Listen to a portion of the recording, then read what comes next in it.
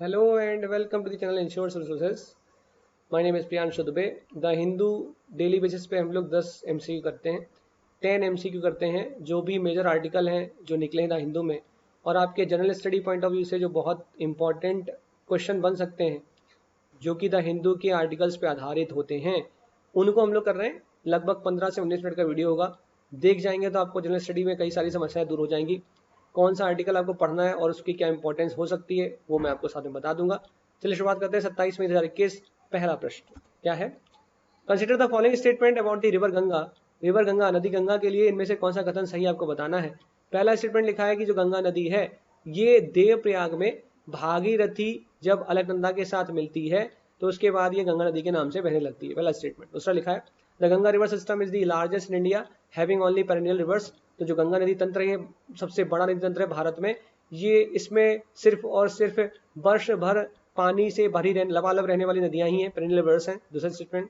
तीसरा लिखा है left bank tributaries are Ramganga. इसकी जो बाएं तट से मिलने वाली सहायक नदियों के अंतर्गत रामगंगा आती है, गोमती, घाघरा, गंडक और कोसी आती है, जिनका क्रम पूर्व से पश्चिम में है। यही लिखा है, ऑप्शन में लिखा हुआ है। आपको बताना है इनमें से कौन सा कथन सही है। तो ध्यान रखिएगा इस बात को। क्या होता है गंगा नदी में लेफ्ट बैंक राइट बैंक क्या चीज? किसी नदी का लेफ्ट बैंक राइट बैंक क्या होता है? तो अगर ये गंगा नदी इस प्रकार से बह रही है, मान लीजिए इस प्रकार से बहना शुरू कर रही है, तो जिस प्रकार बह रही है उस प्रकार उस तरफ आप अपना मुंह करके खड़े हो जाएगी। देखिए मैं खड़ा हो गया, इस प्रकार मैंने अपना मुंह किया, मैं खड़ा हो गया इस तरफ। तो मेरा जो बायां हाथ होगा वो लेफ्ट बैंक ट्रिब्यूटरी होगी और जो मेरा दायां हाथ होगा वो मेरी राइट बैंक ट्रिब्यूटरी होगी। मतलब बाएं तट से मिलने वाली नदियां और दाएं तट से मिलने वाली नदियां। बाएं तट में कौन सी नदियां होती हैं जो गंगा नदी में आके मिलती हैं, उन्हें हम लोग बाएं तट की लेफ्ट बैंक ट्रिब्यूटरी कहते हैं। कौन सी है? जैसे नंबर 1 पे सबसे पहले रामगंगा आके मिलती है, उसके बाद कौन सी मिलती है? गोमती, उसके बाद घघरा, उसके बाद गंडक, उसके बाद कोसी, उसके बाद महानंदा। ठीक, ये उसकी बाएं तट से मिलने वाली जो नदियां हैं, इनका क्रम कहाँ से कहाँ तक है? ये क्रम है वेस्ट टू ईस्ट, पश्चिम से पूर्व की तरफ। क्या मैंने बताया आपको? सबसे पहले बताया रामगंगा, फिर बताया गोमती, फिर बताया गंडक, फिर बताया घाघरा, फिर बताया गंडक, फिर बताया कोसी और फिर बताया महानंदा। ठीक, जबकि राइट बैंक ट्रिब्यूटरी में सबसे बड़ी राइट बैंक ट्रिब्यूटरी कौन सी है गंगा की? उसका नाम है यमुना नदी। यमुना सबसे बड़ी राइट बैंक ट्रिब्यूटरी है गंगा नदी की। और उसके उपरांत सोन नदी के बारे में आप लोग पढ़ते हैं। तो जो तीसरा स्टेटमेंट लिखा हुआ है कि इसकी बाएं तट से मिलने वाली नदियों में रामगंगा, गोमती, घघरा, गंडक, कोसी, स्टेटमेंट एकदम सही है। इनका जो क्रम है वो ईस्ट से वेस्ट नहीं है, इनका क्रम है फ्रॉम वेस्ट टू ईस्ट। तीसरा स्टेटमेंट हो गया गलत। पहला स्टेटमेंट जो लिखा है कि गंगा विष्णु देवप्रयाग में भागीरथी के साथ जब अलकनंदा मिलती है तो गंगा नदी के नाम से समतल पे जाती है, सही स्टेटमेंट लिखा है एकदम। तो आपको शायद याद होगा कि सबसे पहले मैंने आपको बताया है प्लेस और कॉन्फ्लुएंस, कहाँ किस प्लेस पे कौन सी नदियां मिलती हैं आगे। जैसे मैंने आपको बताया विष्णु प्रयाग, उसके बाद उसके दक्षिण में है कर्ण प्रयाग, उसके दक्षिण में है रुद्र प्रयाग, सबसे दक्षिण में है देव प्रयाग। तो ये उत्तर से दक्षिण में ये जो क्रम है इसको याद रखिए, जिसको मैंने आपको शॉर्ट ट्रिक बताई वकरीद शॉर्ट ट्रिक से याद रखिए।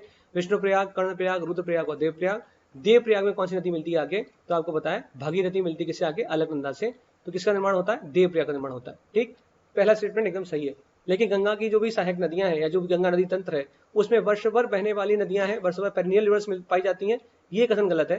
पेरिनियल के साथ साथ नॉन पेरिनियल रिवर्स भी पाई जाती हैं। जैसे मैंने आपको गोमती के बारे में चर्चा करी। गोमती एक ऐसी नदी है जो समतल से निकलती है, फुलहर लेक पीलीभीत से निकलती है। पहाड़ों से उसका ओरिजिन हो नहीं रहा है, ग्लेशियर से तो ओरिजिन हो नहीं रहा है, बर्फ के पहाड़ों से तो ओरिजिन हो नहीं रहा है। इसका मतलब ये पेरिनियल रिवर्स के अंतर्गत नहीं आ रही होगी। सही आंसर क्या है? Which are the following are the correct statements. तो मेरे ख्याल से वो समझ में आ गया होगा, only one is the correct statement. ठीक, आगे चल रहे हैं नेक्स्ट।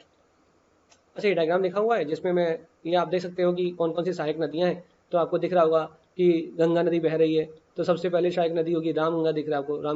रामगंगा, उसके बाद गोमती, गोमती के बाद घघरा, के बाद गंडक, के बाद कोसी, के बाद महानंदा, ऐसे क्रम दिखा है। ठीक है, पश्चिम से पूर्व दिशा में। कहाँ से? पश्चिम से पूर्व दिशा में। ठीक, आगे चल रहे हैं। अगला प्रश्न है क्वाड टारगेटिंग चाइना। क्वाड के द्वारा चाइना को टारगेट किया जा रहा है, ऐसा कहना है चाइना का। तो क्वाड्रिलेटरल सिक्योरिटी डायलॉग के बारे में आपको पूछ रहा है इनमें से कौन से कथन सही है। It is a 4 Nations alliance of India, Australia, USA and Japan. ये जो क्वाड है ये 4 देशों का अलायंस है जिसमें इंडिया है, ऑस्ट्रेलिया है, यूएसए और जापान है।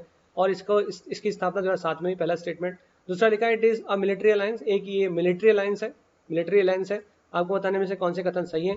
मेरे ख्याल से क्वाड के बारे में बहुत बार चर्चा हमारे चैनल पे हो चुकी है, जिसके अंतर्गत क्वाड 4 देशों का समूह तो है जिसके अंतर्गत इंडिया, ऑस्ट्रेलिया, यूएसए, जापान आते हैं। और इनके द्वारा क्वाड्रिलेटरल सिक्योरिटी डायलॉग को लेकर आया गया, 2007 में स्टैब्लिशमेंट हुआ, एकदम सही स्टेटमेंट है।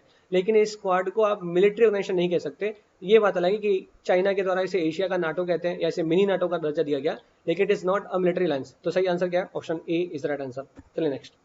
अगला प्रश्न है द हिंदू में कवर किया गया है, जिसके अंतर्गत बताइए कि फार्मर्स के द्वारा स्टेटमेंट दिया गया कि हम काले दिवस के रूप में मनाएंगे, जिसके द्वारा बोला गया कि अगर इस कानून को नहीं रिपेल किया गया, नहीं हटाया गया, तो ना तो हमको वेदर कंडीशंस रोक सकती हैं और ना हमको आपके जो कानून जो पुलिस है वो हमको रोक सकती है। तो हम तो ब्लैक डे के रूप में इसको 6 महीना हमको हो गया बैठे बैठे, तो हम इसको ब्लैक डे के रूप में सेलिब्रेट करेंगे। तो फार्म्स एक्ट जो कृषि विधेयक है, कृषि कानून है, इनके बारे में चर्चा की गई। बताइए इनमें से कौन सा कथन सही है। पहला स्टेटमेंट लिखा हुआ है जो कृषि कानून है, the farmers produce trade and commerce promotion and facilitation act 2020 remove करता है क्या बैरियर्स को, उन बैरियर्स को किसके लिए, जो कि इंटरस्टेट ट्रेड पर जो हर्डल्स हैं उनको रिमूव करने के लिए ये पहला एक्ट लेकर आया गया। It also provides a framework for electronic trading of agriculture produce, electronic trading को भी प्रोवाइड करता है ये पहला कानून, जिसका नाम है the farmers produce trade and commerce promotion and facilitation act. याद नहीं करने बैठ के, एक्ट को रटना नहीं बैठ के, लेकिन हाँ आप एक्ट की एक थ्योरी समझ सकते हैं, नाम से पता लग रहा है। Farmers produce trade and commerce, क्या प्रमोट करना ट्रेड एंड कॉमर्स को और फैसिलिटेट करना। तो प्रमोट क्या कर रहा है, इंटरस्टेट ट्रेड को प्रमोशन करना है, इसके द्वारा जो बैरियर है उनको हटाया जा रहा है। और दूसरा, बैरियर का मतलब कुछ लगा नहीं हुआ है, बैरियर का मतलब है जिस प्रकार के भी हर्डल बनते हैं उन सबको दूर किया जाएगा। दूसरा, फैसिलिटेट करेंगे, क्या फैसिलिटेट करोगे, इलेक्ट्रॉनिक ट्रेडिंग को फैसिलिटेट किया जा रहा है। तो पहला कानून के बारे में जो लिखा हुआ है एकदम सही स्टेटमेंट है। दूसरा स्टेटमेंट लिखा हुआ है दी फार्मर्स, दूसरा एक्ट जो है the farmers empowerment and protection agreement on price assurance and firm service act, जो दूसरा एक्ट है ये क्या प्रोवाइड करा रहा है, it provides a legal framework for farmers to enter into written contracts with companies and produce for them. तो लिखा है कि दूसरा जो एक्ट है, मैंने फिर से बोला आपको एक्ट पढ़ना, आपको रटना नहीं है, एक्ट का नाम देखिए लिखा है फार्मर्स एम्पावरमेंट, किसानों का एम्पावरमेंट और protection agreement on price assurance and firm service act. इसके अंतर्गत क्या किया जा रहा है, किसानों को और कंपनी के बीच में एक रिटन कॉन्ट्रैक्ट पे साइन किया जाएगा और जिसके द्वारा किसानों के द्वारा कंपनी के लिए पैदावार की जाएगी और कंपनी के द्वारा किसान को उतना पेमेंट दिया जाएगा जो इस रिटन कॉन्ट्रैक्ट में लिखा होगा। ठीक, तो इसका सही स्टेटमेंट क्या है, दोनों ही कथन सही है, दोनों ही कथनों को सही कहा जाएगा, गलत नहीं है। क्वेश्चन नंबर 3 लिखा हुआ है जीएसटी के ये यूपी उत्तर प्रदेश के जो मंत्री हैं उनके भाई के द्वारा इकोनॉमिकली वीकर सेक्शन कोटा का फायदा उठा लिया गया।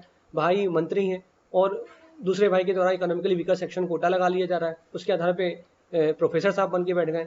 तो इस आधार पे बहुत ज़्यादा एजिटेशन हुआ, बवाल हुआ। इसके बाद उनके द्वारा, उस व्यक्ति के द्वारा जो जिनके द्वारा ईडब्ल्यूएस कोटा का फायदा उठाया गया, उन्होंने इस्तीफा दे दिया। तो अब ईडब्ल्यूएस के संबंध में कि इकोनॉमिकली वीकर सेक्शन रिजर्वेशन है, इसी संबंध में कौन से कथन सही है। जैसे लिखा है, ये न्यूज़ आपको नहीं पढ़नी है, आप बैठ के न्यूज़ ना पढ़ने लगे, इसको न्यूज़ पढ़ रहे हैं, लेकिन हाँ क्योंकि देखा हुआ है कि UP minister's brother quits after row over appointment, नियुक्ति के ऊपर जब बहुत ज़्यादा बवाल हो गया तो उसके बाद यूपी मिनिस्टर के जो भाई उनके द्वारा क्विट कर दिया गया क्योंकि उनके द्वारा ईडब्ल्यूएस कोटे का फायदा उठाया गया।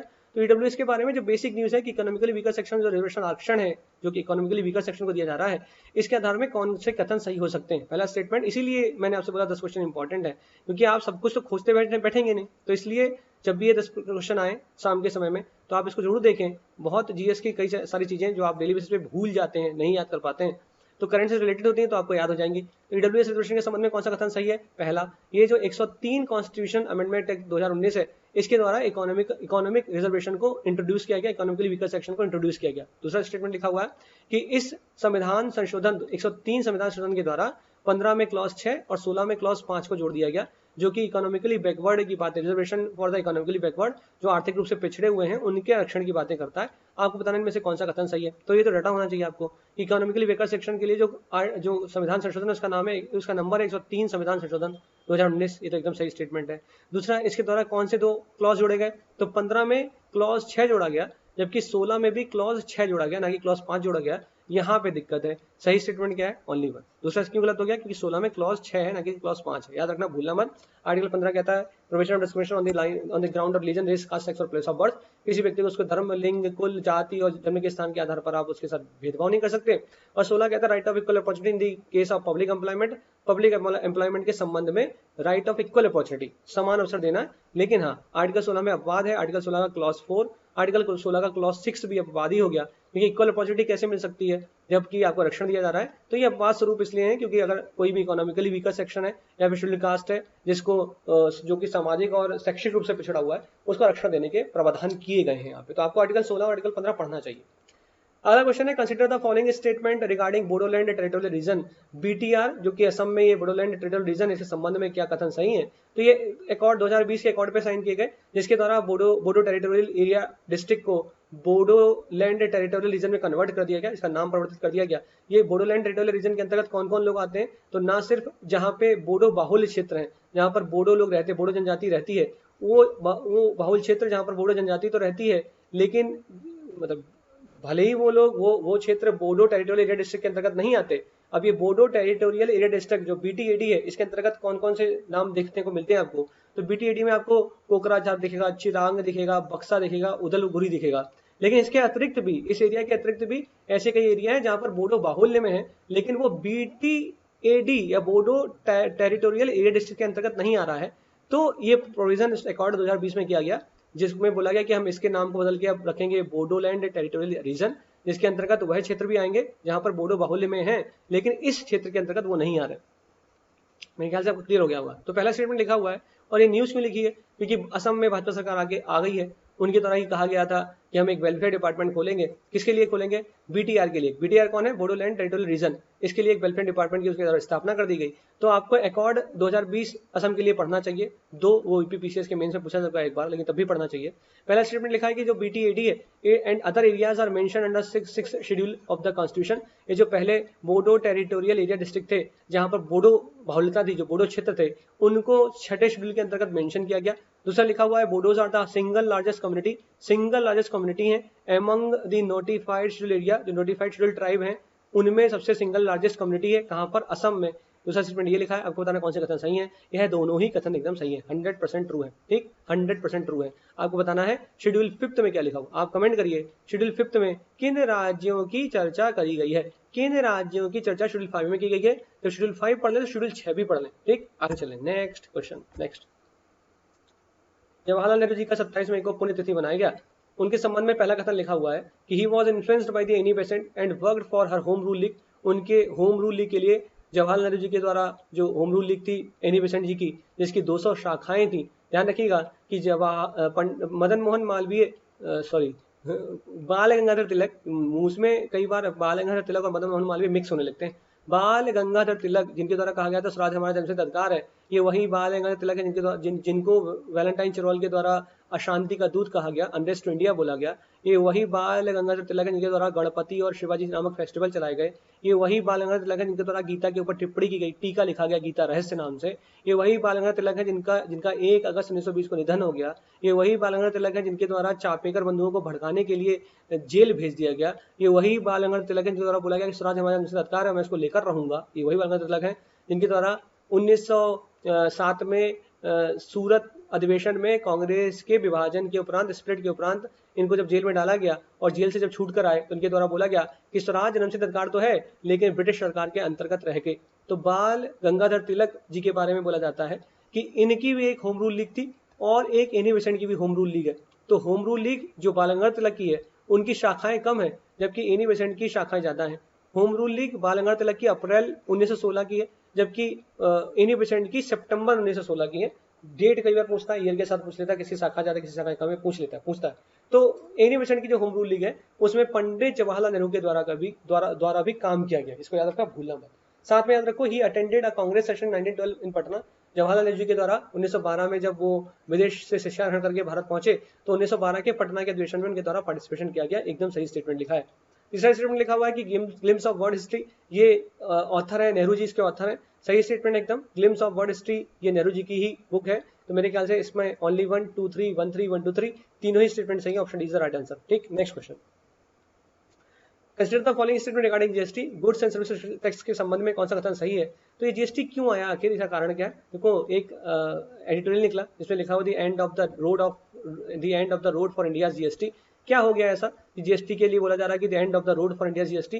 पेंडेमिक फैली, उसके बाद जो जीएसटी के अंतर्गत जो जीएसटी काउंसिल बनाई गई, उसकी जो क्वार्टरली मीटिंग होनी थी वो मीटिंग ऑर्गेनाइज नहीं हो पाई। तो एक लाइन लिखी हुई यहाँ पर, the fundamental problem is the erosion of trust and trustworthiness between the state and the centre, क्योंकि राज्य पूर्ण रूप से आधारित है जीएसटी पर रिवेन्यू के लिए। तो इससे संबंधित प्रश्न आ सकता है कि बताइए जीएसटी के संबंध में आप क्या जानते हैं, जीएसटी के संबंध में से कौन सा कथन सही है। पहला क्वेश्चन तो लिखा हुआ है GST bill was first introduce in 2014 as the constitution bill. तो जीएसटी जो बिल है यह पहली बार 2014 में इंट्रोड्यूस किया गया, किस प्रकार से, 122वें संशोधन विधेयक के द्वारा। दूसरा लिखा हुआ है जीएसटी जो गुड्स एंड सर्विस टैक्स है, वस्तु एवं सेवा कर है, ये पहली बार रिकमेंड किया गया केलकर कमेटी टास्क फोर्स के द्वारा।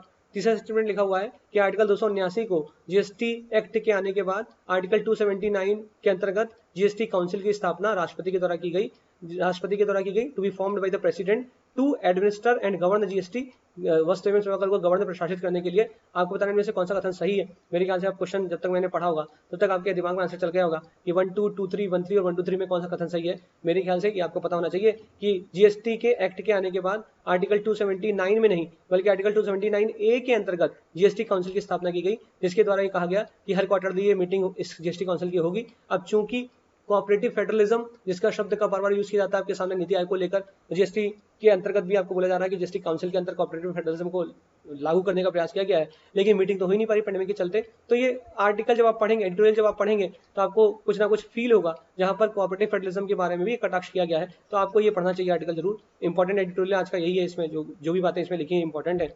तो इसका सही आंसर क्या होगा, इसका सही आंसर है ऑप्शन 1 एंड 2। ठीक, option A is correct, statement 1 and 2 are the true, क्योंकि यहाँ पे आर्टिकल 279 लिखा है, 279A लिखना चाहिए। चलिए नेक्स्ट क्वेश्चन की तरफ बढ़ते हैं, क्वेश्चन नंबर 8।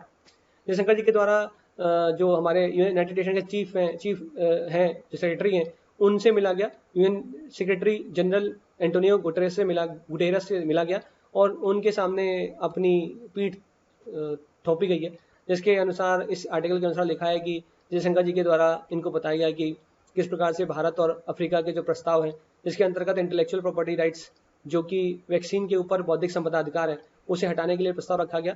WTO ने उस पर कार्य किया हुआ, अमेरिका ने उसको सपोर्ट कर दिया कि जो वैक्सीन पर जो वेव कर देना है बौद्धिक संपदा अधिकार को, इससे क्या होगा कि जो विकासशील देश हैं उनके द्वारा भी अपने यहाँ पर प्रोटेक्शन किया जा सकता है वैक्सीनों का, ताकि लोगों को ज़्यादा से ज़्यादा टीकाकरण किया जा सके, इम्यूनेशन किया जा सके, उनको ज़्यादा से ज़्यादा टीकाकरण वैक्सीनेशन किया जा सके, इम्यून हो जाता कि वो लोग। लेकिन फिर कई सारी प्रॉब्लम है इस तरह के प्रस्ताव में। प्रस्ताव पास होना आसान है, प्रस्ताव पास हो जाएगा, लेकिन उस प्रस्ताव पर जो बातें लिखी हुई हैं कि अगर विकासशील देश चाहे तो अपने आप ही इस वैक्सीन का निर्माण कर सकता है, इक्विपमेंट कहाँ से लेके आओगे, हैं जो स्किल्ड लोग हैं साइंटिस्ट वो कहाँ से लेकर आओगे, कई सारी चीज़ें, कई सारी बाध्यताएं हैं। ये सब बातें भी इस आर्टिकल में नहीं है, लेकिन आज से 5-6-7 दिन पहले हिंदू ने ये आर्टिकल जरूर लिखा होता कि अगर वेव ऑफ की भी कर दोगे IPR को, बौद्धिक संपदा अधिकार को, लेकिन कई सारी प्रॉब्लम तब भी विकासशील देशों में होगी, उनको कैसे दूर किया जाए। सिर्फ ये कर देना कि आप बौद्धिक संपदा अधिकारों को हटा ले रहे हैं वैक्सीन में से, ये पर्याप्त नहीं होगा। तो क्वेश्चन लिखा हुआ है दी consider the following statement regarding World Trade Organization. आपको बताने में से कौन सा कथन वर्ल्ड ट्रेड ऑर्गेनाइजेशन जो बौद्धिक व्यापार संगठन है उसके संबंध में, विश्व व्यापार संगठन के संबंध में सही है। पहला, it is specialised agency of United Nation, ये संयुक्त राष्ट्र संघ की एक स्पेशल एजेंसी है। दूसरा स्टेटमेंट लिखा हुआ है वीपो World Intellectual Property Organisation, it is one of the 15 special agencies of the United Nation. ये वर्ल्ड इंटेलेक्चुअल प्रॉपर्टी ऑर्गेनाइजेशन है, ये यूनाइटेड नेशन संयुक्त राष्ट्र संगठन के अंतर्गत जो 15 विशेष संगठन है उसके अंतर्गत आता है। तीसरा स्टेटमेंट लिखा हुआ है TRIPS is an international agreement on intellectual property right. ये जो ट्रिप्स है जिसे हम लोग कहते हैं trade related aspects for intellectual property rights, ये एक इंटरनेशनल एग्रीमेंट है किस पर, इंटेलेक्चुअल बौद्धिक संपदा अधिकार पर। और चौथा लिखा है TRIPS is binding on all members of World Trade Organisation. जो ट्रिप्स है ये बाइंडिंग नेचर का है सारे के सारे वर्ल्ड ट्रेड ऑर्गेनाइजेशन पर। तो आपको बताना कौन सा कथन सही है, तो ध्यान रखिए मैंने आपको पढ़ाया हुआ है कि विश्व व्यापार संगठन ये संयुक्त राष्ट्र संघ के अंतर्गत स्पेशल एजेंसी के अंतर्गत नहीं आता, पहला स्टेटमेंट गलत। दूसरा स्टेटमेंट लिखा है कि वर्ल्ड इंटेलेक्चुअल प्रॉपर्टी ऑर्गेनाइजेशन, ये वीपो जो है यूनाइटेड नेशन की स्पेशल एजेंसी है, एकदम 100% सही स्टेटमेंट है, रट्टा लगा के रख लो। तीसरा लिखा हुआ है कि जो trade related aspects of intellectual property rights TRIPS agreement, ये ट्रिप्स एग्रीमेंट के द्वारा ही WTO World Trade Organisation govern करता है। किसको गवर्न करता है, इंटेलेक्चुअल प्रॉपर्टी राइट बौद्धिक संपदा अधिकारों को WTO ट्रिप्स एग्रीमेंट का प्रयोग करते हुए गवर्न करता है। ट्रिप्स एग्रीमेंट का प्रयोग करते हुए गवर्न प्रशासित करता है किनको, इंटेलेक्चुअल प्रॉपर्टी राइट्स को। तो तीसरा स्टेटमेंट एकदम सही है। तो ट्रिप्स में जो ये ट्रिप्स है ट्रेड रिलेटेड एस्पेक्ट्स और इंटेलेक्चुअल प्रॉपर्टी राइट, ये बाइंडिंग नेचर का है किस पे, जो कि बौद्धिक निकल रहा है, जो विश्व व्यापार संगठन है उसके जितने मेंबर हैं उन पर ये ट्रिप्स बाइंडिंग नेचर का है। इसका सही स्टेटमेंट क्या है? 2, 3, 4। ठीक है, नेक्स्ट क्वेश्चन 9। न्यूज क्या है? न्यूज है चौकसी जी ने भागने का प्रयास किया तो इंटरपोल के द्वारा एक येलो नोटिस जारी किया गया, फिर ये डोमिनिका की पुलिस के द्वारा चौकसी को पकड़ लिया गया। तो क्या है इंटरपोल और उसके नोटिस के बारे में, इनमें से कौन सा कथन सही है? लिखा हुआ है इंटरपोल के द्वारा रेड नोटिस जारी किया जाता है किसके लिए? To seek the location arrest of a person wanted by judicial jurisdiction or an international tribunal with a view to his her extradition। अगर उसका एक्सट्रेडिशन से संबंधित उसको एक्सट्रेडिशन का मतलब एक देश से दूसरे देश को ले जाने के से संबंधित कोई जुरिस्डिक्शन है या जुडिशियल जुरिस्डिक्शन है जो कि या फिर कोई अंतर्राष्ट्रीय प्राधिकरण के द्वारा किसी प्रकार का जुरिस्डिक्शन दिया गया है जिसके अंतर्गत एक्सट्रेडिशन होना है उस व्यक्ति का, तो उसके लिए रेड नोटिस जारी किया जा सकता है इंटरपोल के द्वारा। आपको बताना है स्टेटमेंट सही है गलत है। दूसरा लिखा है येलो नोटिस जारी करता है इंटरपोल कब? To locate a missing person, भग गए कहीं पे छुप गए, उस मिसिंग पर्सन को लोकेट करने के लिए येलो नोटिस जारी किया जाता है इंटरपोल की तरह। और तीसरा स्टेटमेंट लिखा हुआ है कि जो इंटरपोल है इसका मुख्यालय लियोन फ्रांस में है। तो आपको बताने में से कौन सा कथन सही है? अगर आप येलो नोटिस के बारे में इस आर्टिकल में पढ़ेंगे तो लिखा हुआ है कि Interpol yellow notice was issued by Antigua and Barbuda. Choksi had been living in Antigua and Barbuda since 2018 after taking the citizenship। Antigua News Room report के द्वारा ऐसा बोला गया। The yellow notice is issued by the Interpol to track missing person। ये लिखा ना, ये तो लिखा हुआ है, इसका मतलब येलो नोटिस सही लिखा है, रेड नोटिस भी एकदम सही लिखा है और इसका हेडक्वार्टर लियोन फ्रांस में, इसमें सही लिखा है। Answer C is the right answer. ठीक, ध्यान रखना। रेड नोटिस क्यों देते हैं? वांटेड पर्सन के लिए रेड नोटिस जारी करता है इंटरपोल। इसके अलावा रेड पेन ले लें, इसके अलावा येलो नोटिस मिसिंग पर्सन के लिए। ये आपको पूरा डायग्राम दिख रहा है, इसको जरूर एक बार देख लें, इसको जरूर देख लें। ब्लैक नोटिस किसके लिए? अनआइडेंटिफाइड बॉडीज के लिए ब्लैक नोटिस। ब्लू नोटिस किसके लिए? एडिशनल इन्फॉर्मेशन के लिए ब्लू नोटिस, मोस्ट इंपॉर्टेंट पूछा जाता है कई बार। तो रेड, येलो और ब्लू जरूर देख लें। ठीक, नेक्स्ट क्वेश्चन, अगला question number 10। National Green tribunal के बारे में से कौन सा कथन सही है? आपको बताना है कि न्यूज क्यों निकली, क्योंकि एक पैनल बनाया गया to investigate charges of illegal construction in मेनकाटा 2। ये मेनकाटा 2 पे जो इलीगल कंस्ट्रक्शन है इसके लिए नेशनल ग्रीन ट्रिब्यूनल के द्वारा एक पैनल बना दिया गया जो इन्वेस्टिगेट करेगा इस बारे में। तो नेशनल ग्रीन ट्रिब्यूनल के बारे में कौन सा संबंध सही है? जो राष्ट्रीय हरित प्राधिकरण है इसके बारे में कोई कथन बताने कौन सा सही है? पहला इसका कथन लिखा हुआ है नेशनल ग्रीन ट्रिब्यूनल जो राष्ट्रीय हरित प्राधिकरण है, it is a specialised body that was formed under NGT Act 2010। PCS ने क्वेश्चन पूछा हुआ है 2020 में, ध्यान रखिएगा। एनजीटी एक्ट 2010 के द्वारा इस बॉडी को बनाया गया। क्या ये सही है गलत है?